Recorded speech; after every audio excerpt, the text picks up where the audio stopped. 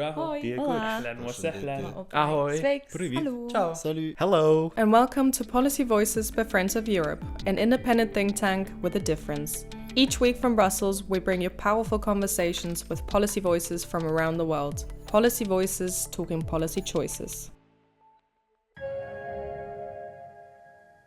Even though there were some doubts around it, the idea of a front républicain against the Rassemblement National has worked and has held up pretty strongly. But the situation is still fragile because the Rassemblement National still had a very significant share of the popular vote. And I think the threat of a far-right victory in the future, and in particular in 2027, is still there. The Labour Party, the reason they did so well, it wasn't necessarily because everybody was in love with the Labour Party, is everyone was really, in all honesty, sick and tired of 14 years of Conservative rule in the country and like having so much prime ministers and like so much scandals and just, yeah, people were just sick and just had enough basically. Hello and welcome to Policy Voices, Friends of Europe's weekly podcast on European and global affairs. I'm your host, Catarina Vila Nova. In France, an unexpected election sent the far-right National Rally to third place, while the new Popular Front clinched the first place. Without a clear majority, the question now is who will be the new French Prime Minister? Across the English Channel, everything seems set in stone for a clear Labour victory, the first after 14 years of Conservative rule. Here, the question was not if Labour was going to win, but by how much. In the first part of today's show, I'm speaking with Shahin Vallée about the French results. He's the head of the Geo-Economics Programme at the German Council on Foreign Relations and the European Young Leader. In the second part of today's episode, you will hear from Magid Magid about the British elections. Magid is the founder and director of Union of Justice and a former member of the European Parliament. But now, here's my conversation with Shahin Vallée. Shahin Vallée, hello and welcome to Policy Voices. Thank you so much for joining me today as we dissect and analyze the second round of the French elections that took place last night. How are you doing this morning? Very well. It's been quite an eventful night and somewhat surprising electoral result, but it's a good result in my view. And for you, what are the key takeaways of the second round of the elections? I think the key takeaway is that even though there were some doubts around it, the idea of a front républicain against the Rassemblement National has worked and has held up pretty strongly. And so I think that's a good news because I think the big fear was that there was a growing amount of lassitude from the French electorate to be called upon to block the Rassemblement National election after election. So that still holds, but the situation is still fragile because the Rassemblement National still had a very significant share of the popular vote. And I think the threat of a far-right victory in the future, in particular in 2027, is still there. So I think there are lots of challenges now for France. First, forming a government in a very fragmented parliament, and then learning something that France is not very used to, learning parliamentary democracy, the art of compromise, the art of coalition building, something that our electoral and our political system hasn't been very much used to over the years. And so in the end, Macron's gamble, did it pay off or not? I don't think so. Some people now are trying to, explain that Macron's gamble has worked, that not only his party has done not as bad as feared, and that the RN was defeated. I don't think this was Macron's gamble. I think Macron was hoping for a bigger majority. This has not happened. And Macron was also thinking that if he doesn't have a majority, that the RN could govern now and would, prove that that it is incapable of governing and therefore would disqualify itself for 2027. So I think none of these two bets have worked. And in fact, what we have is a situation that's quite similar to the status quo ante, in the sense that we have no party with an absolute majority. And we have, in effect, a parliament that resembles the parliament that we would have had for years had we had a more proportional voting system. So to some extent, the French voters, by their vote, and the French parties, by their alliances, have recreated the outcome that a more proportional voting system would have created. And I think in the future, what is probably necessary, which was actually an idea that Macron had and which he never implemented. What is necessary is to really change the electoral system in France to have a real proportional voting system for the parliament. And I think the good news of this new parliament is that probably there will be a large majority inside the parliament to vote for a new electoral law that would institute a proportional voting system. So that could be maybe one of the first bills that this new parliament passes. And it's actually urgent to do so because, as you know, there cannot be a new election in France in the next 12 months, but in fact, there can be one immediately, 12 months from now. So in July of 2025, Macron can call again an early election. And so I think it's quite urgent to think of changing the electoral law, and I think that could be part of a fairly consensual move by this new assembly. And how do you see that possible, since that there is no group in parliament there is anywhere near close to having a majority? So now the question is also, who will govern France, and will the next government be able to implement its manifesto? Well, keep in mind that the previous government didn't have an absolute majority either, right? So this is not something that's entirely new. I think the answer is, we will have, it seems reasonable to expect that the president will give it to the Nouveau Front Populaire the chance to form a government. It will be a minority government, so this government will not have a majority. And as a result of being a minority government, it is not going to be able to implement its entire platform. So, I was a bit struck yesterday when I heard some leaders from the Front Populaire saying, we won the election and it will be our program, all of our program, and nothing but our program.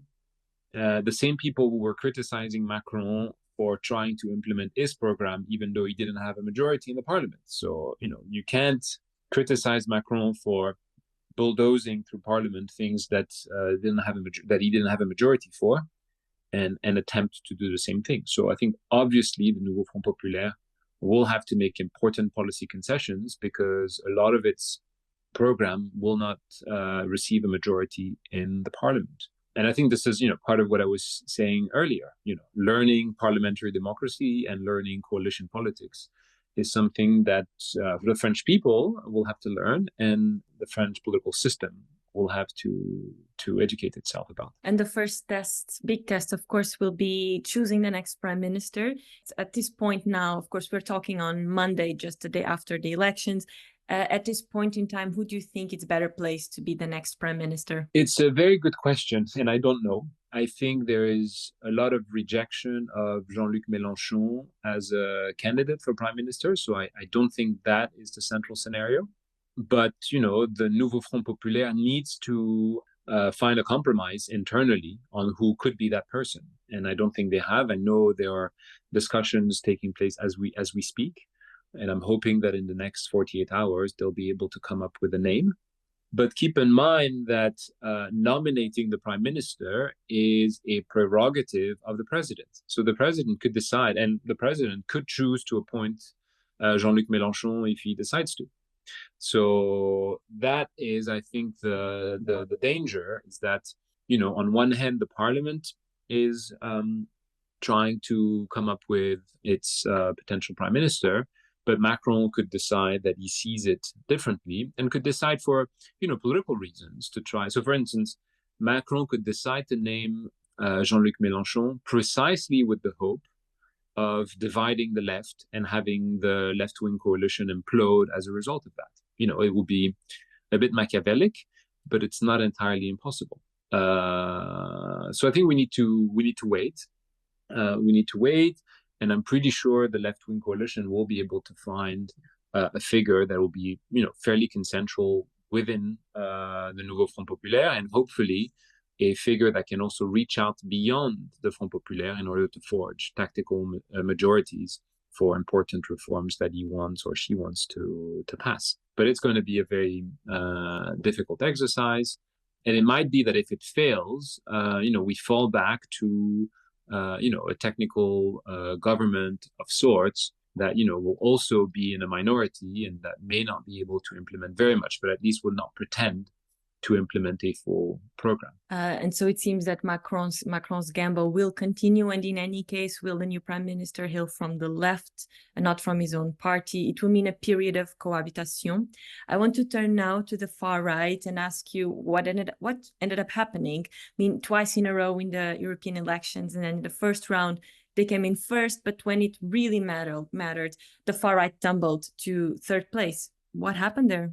So first, I think what emerged in the second week of campaign is the fact that many of the candidates of the Rassemblement National were, for many of them, unfit for office. Had been condemned in courts, had made racist remarks, and I think there was some distrust and lack of credibility that emerged. And I think more simply, the alliance de facto, the Front Républicain worked. The fact that you had more than 300 three-way runoffs, and that for about 200 of them you had an agreement of strategic withdrawal of candidates, played a major role in basically blocking the Rassemblement National from winning the election. So I think that played a significant role. And I think what's important to be reminded of is that this Front Républicain was not really obvious on Sunday night. Because you had some members of the Macron coalition who were opposed to it. Some who said, we want neither the Rassemblement National nor the left, neither the Rassemblement National nor France Insoumise.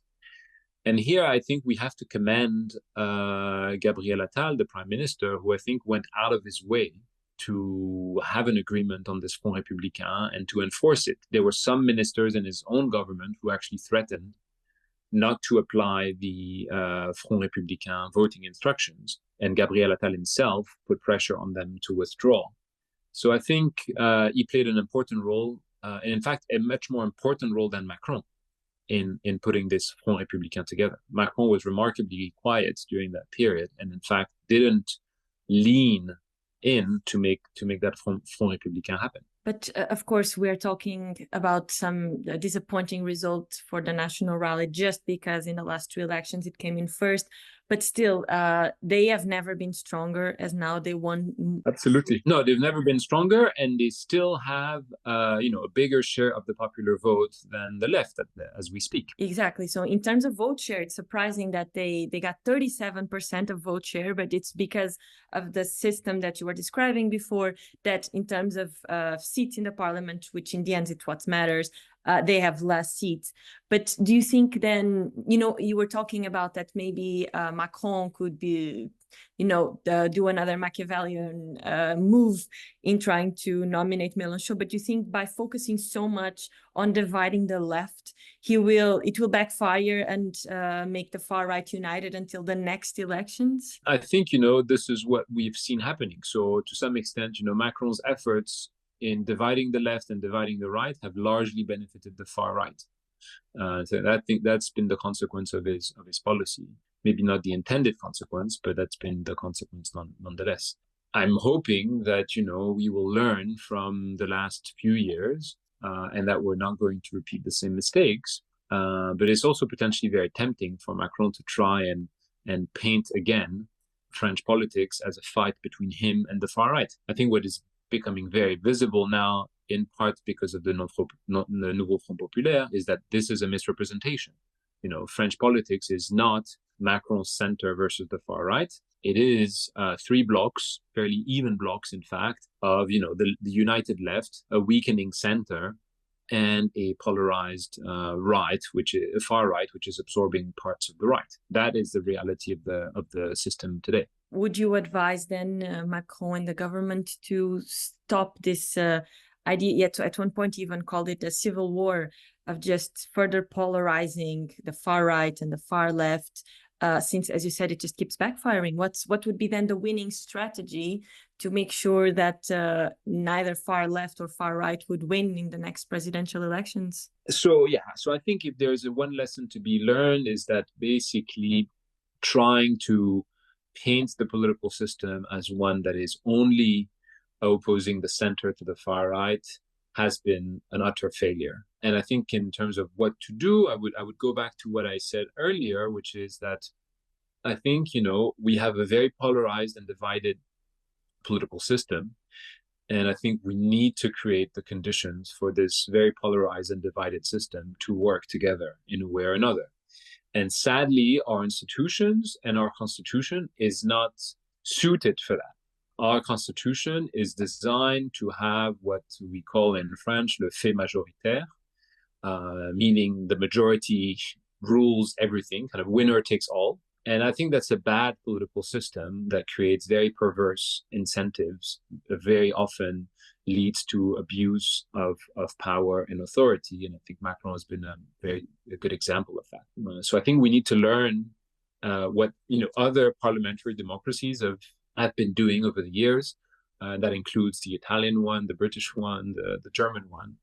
And basically learn that there is no such thing as winner takes all. There is no such thing as implementing your program uncompromisingly. And we need to create a culture of dialogue, of compromise. And I think this is what we're learning from this experience and what we will be forced to deliver. And before I let you go, just one final question. So what happens next? What is the timeline now? What are the next steps? Now the Prime Minister has handed his resignation. He will most likely be asked by the President to stay on as a caretaker until the new Prime Minister is appointed. And Macron is really sovereign in his choice to name a new Prime Minister. The Parliament is going to sit for the first time on July 18th. So it could be that Macron waits until July 18th to appoint a new Prime Minister, or he could name one earlier if he feels that there is a name that is emerging. But keep in mind that, there is a degree of discretion because Macron can nominate someone who needs to have, basically not necessarily needs to have a majority in the parliament. Somebody that basically is not going to face immediately a vote of no confidence and lose. So it's tricky. Keep in mind that Gabriel Attal did not receive the confidence of the parliament. He was appointed prime minister and he just faced no motion to vacate, so no, vote of no confidence, but he didn't ask for the confidence of the parliament. So we could have the same this time around. In fact, we're almost certain to have the same. We will have a prime minister that will not ask the confidence of the parliament. This could drag on for a little bit. This could drag on until July, and it could also be that the first attempt, so the first person that Macron nominates, doesn't work. So we have a prime minister, he or she forms a government, and this government not only doesn't secure a vote of confidence, but more than that, in fact, is voted down. That could happen, in which case Macron would need to appoint a new prime minister. So that could, we could have a little game like that with prolonged uncertainty for a little bit. Indeed, interesting times ahead. And I feel like after every election, we keep saying, oh, it's not looking good, but it could have been worse. So it's not as bad as everyone was expecting. Shahin, thank you so much. Thank you so much for your time.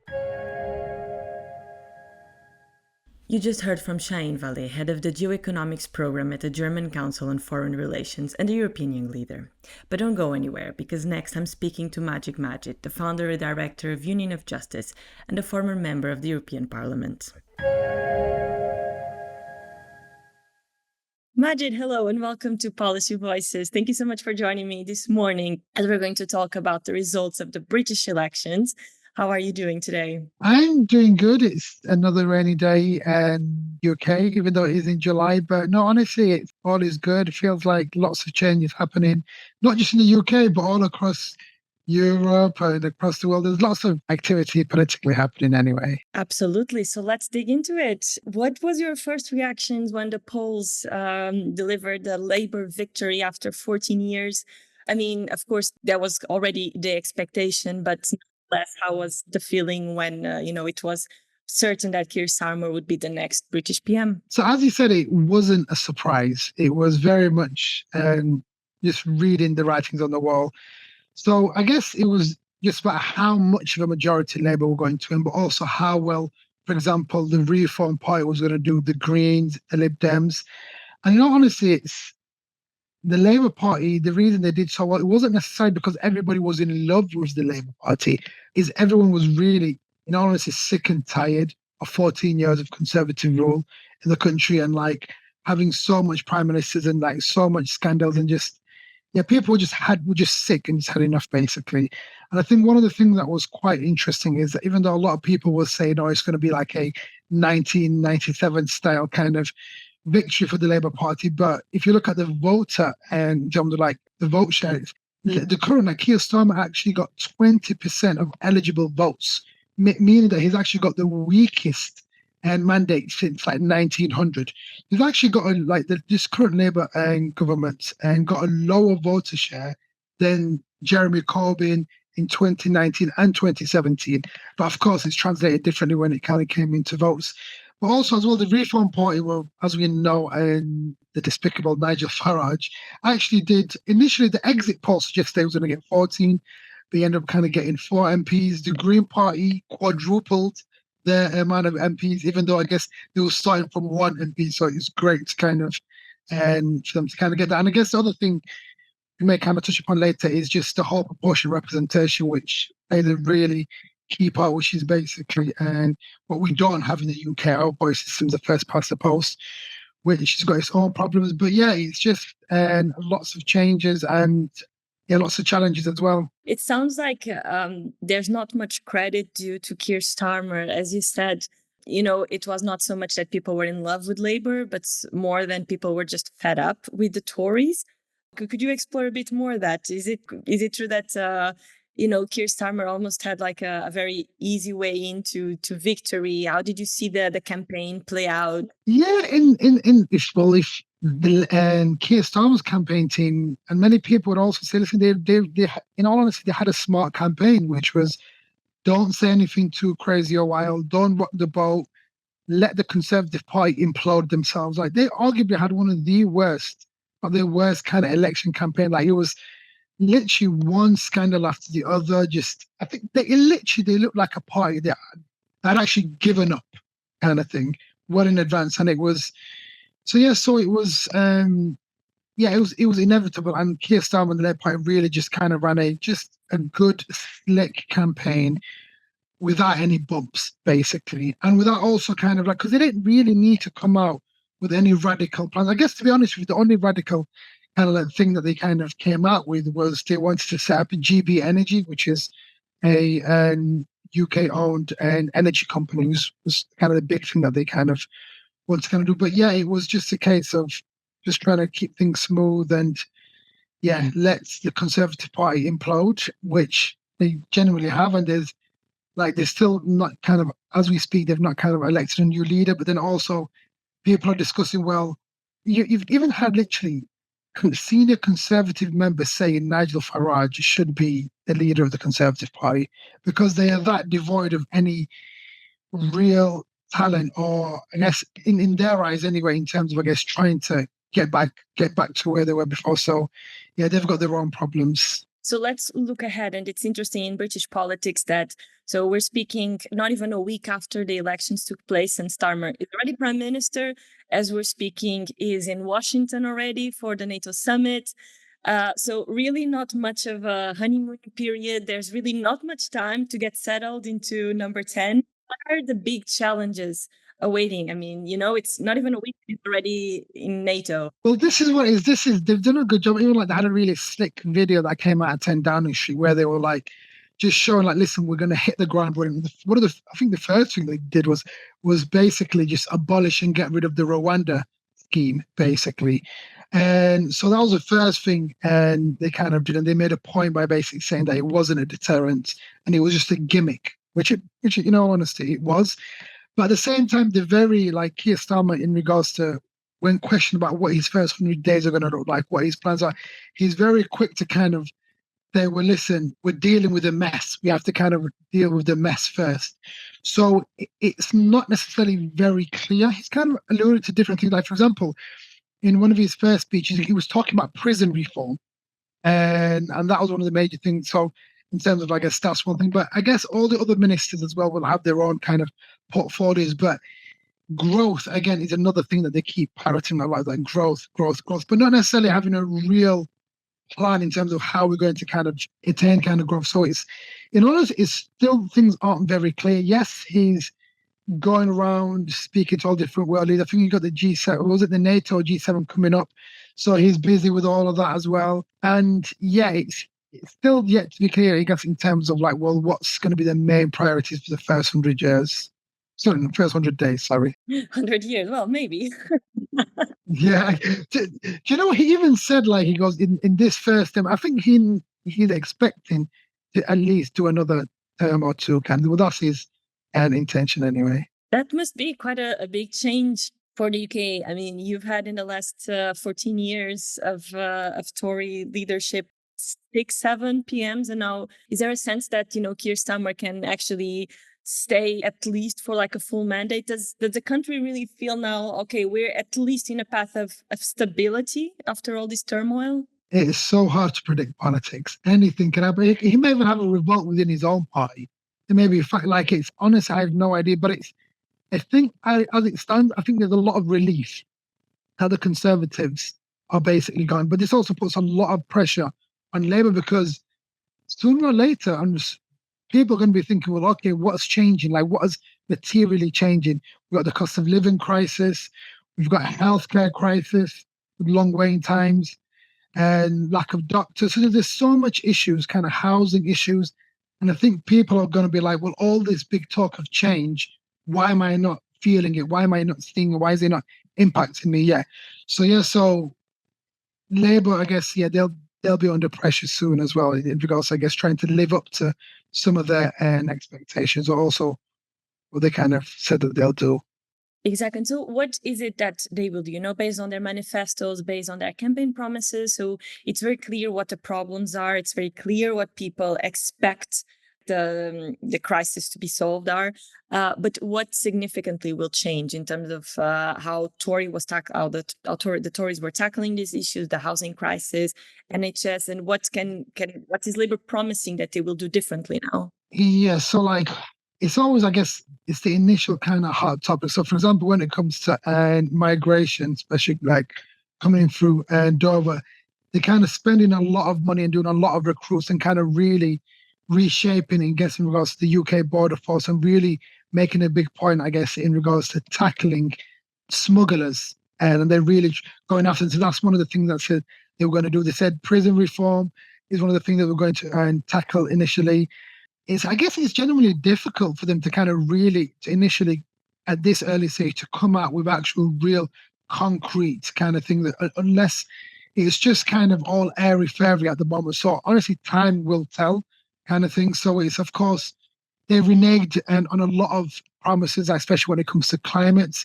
They said they're going to do like X amount of billion a year. They kind of got rid of that.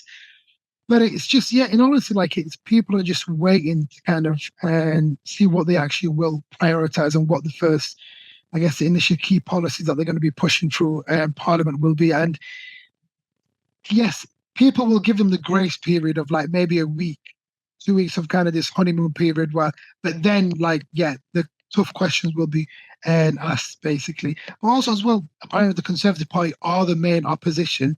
And so when it comes to the debates, and it'll be whoever the leader is, you're going to have to hold their own, but we'll be expecting them to hold them to account as well. Of course, the other kind of parties, but at the moment, there's just really not much happening apart from just settling in, basically. You spent a couple of years in Brussels until Brexit just, sent you back to England. And of course, there's been some talks about, okay, after 14 years, we finally have a Labour government. Will this fundamentally change the relation between the UK and the EU? There was even some rumors. Maybe will the Brexit negotiations go up? I feel like, from Brussels, to be honest, I feel that there's zero appetite to reopen that Pandora box. Of course, I understand. Listen, it was a very hurtful breakup. Like, I can understand why some people in Brussels will be like, listen, I can't go back to our relationship. But the thing is, the key word is reset. That Keir Starmer, the Labour Party, keeps saying is, we're going to have a reset with Europe, basically. And what that means, God knows. But the thing is that one thing that can't be avoided is the friction when it comes to trading between our closest neighbours and the European Union. So, of course, that has to kind of get addressed. But also the interesting thing is that he actually, during his campaign, made the promise that we won't join the customs union, we won't join the single market. And I think you can argue, well, he had to say that just because he was campaigning and he didn't want to seem weak or kind of trying to rehash that, even though he is a Remainer himself. He campaigned for us to remain in the European Union, but this is what he said. So, of course, people will hold him to that. But also, as well, Keir Starmer, if we're going to be completely frank about it, is known to renege on his promises. Like, even when he stood to be the leader of the Labour Party, he had 10 pledges that if he gets elected Labour Party, and he literally cancelled 8 of those pledges. So it won't be out of the ordinary for Keir Starmer to kind of make a promise and then kind of change his mind and kind of do something different. But it's, like you said, I don't think, I guess, even if those conversations were to kind of open, listen, I want us to join the European Union, but the thing is how does the EU feel about us? For me, is the bigger question. Like, if we weren't in the Eurozone and we had our own currency, we had so much favours initially. So I think I just get the feeling if we were to entertain going back in the European Union, I think the European Union would want us to make more concessions and kind of be a fully fledged member of the European Union without having our cake and eating it, basically. So it's all up in the air, but I generally think it's more promising, put it this way, with all the rhetoric and everything that's said about what Keir Starmer said. He said lots of promises that he's broke, so I can't necessarily hold him to that, but I think it's inevitable that things have to change. We can't continue. If they're serious about growth and everything else, they understand that our relationship with the European Union has to change from what it is at the moment.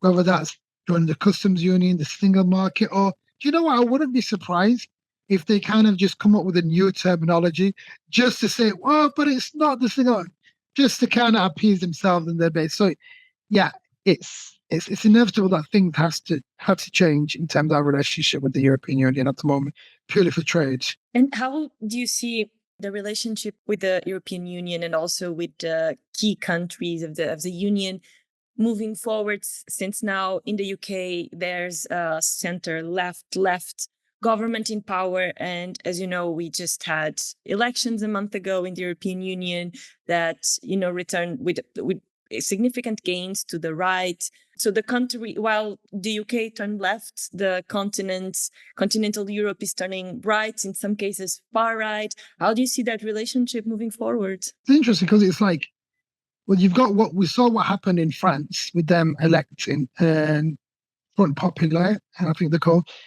The current Labour Party at the moment they're not socialist, or they're not on their left, but they are kind of more centrist kind of thing compared to the Conservative Party, which were kind of more social now. They've kind of come more to the centre ground. But I think, in honesty, I think Keir Starmer and the Labour Party will just. Yeah, it's in regards to allies. Of course, they look to France to be key allies, and in honesty, Germany, but I think they'll be able to work with they'll be able to work cordially with other kind of countries in the European Union, despite it being far right governments, and whether that be in Hungary and other places. But they'll be able to play the game and kind of just ensure that they are seen as the statesman-like and trying to be the voice of it. Also, as well, Keir Starmer, I'm sure, like any other prime minister, wants to establish his dominance, his and way of thinking in the European Union, and trying to. So I'm sure that he would want to be seen as a leader, as a kind of sincere. So I'm sure he'll want to do that as well. But yeah, and I guess he's got the majority for it. He's got somewhat of a mandate for it. So I guess also the stability and is one thing the UK can definitely say that they've got, which other, for example, France definitely hasn't got the bomb, is that we can say, listen, at least the UK is stable for the next 5 years, confidently. And the final question, what do you see that is the legacy of 14 years of Tory government? Gosh, honestly, the legacy is corruption. It's generally the impact that it's had, not just in the UK, but abroad as well. Like with Brexit was one of those things. But not only that, it's if we look at the rise of food banks, the rise of poverty, the way that the NHS, our National Health Service, has been massively stripped back, the way young people are being treated. So literally just in disdain. So I don't know how the Conservative Party build back from this. If anything, they're literally lurching more to the right. Because let's not forget, the Conservative Party are the most successful political party of all time. So they're going to be thinking, well, how do we rebound from this? And the only thing that's coming out the right, Conservative Party is just moving more to the right to try and make up that ground and try to align themselves with some of the other kind of European countries like Le Pen, other kind of figures. But it's, see, I know at the same time as well, well, what does that say about the left in the UK? Well, there's been a couple of good independent MPs. For example, Jeremy Corbyn got elected as an independent. But it's the Labour Party. It is what it is. And we'll just have to see how things turn in the next couple of weeks, the next couple of months, the next year or so. And I'm sure, it's just really hard to predict things, and we'll just have to brace ourselves for what happens. But at the same time, be hopeful, and hold the Labour Party to account as much as possible, which is difficult when they've got that much of a big majority. It's difficult, but of course, we'll do our part. Great. Magid, thank you so much. No, thank you so much. Thank you for staying on that side and listening to my conversation with Magid Magid, the founder and director of Union of Justice and a former member of the European Parliament. Earlier in the show, you heard from Shahin Vallée, the head of the Geo-Economics Programme at the German Council on Foreign Relations and the European Young Leader. If you want to comment on this episode, you can search for Friends of Europe on LinkedIn and X or send us an email. Our address is press@friendsofeurope.org. As always, don't forget to subscribe to Friends of Europe's podcast wherever you get your podcasts to never miss an episode of Policy Voices. I'm Catarina Vila Nova and I'll be with you again next week. Until then, goodbye.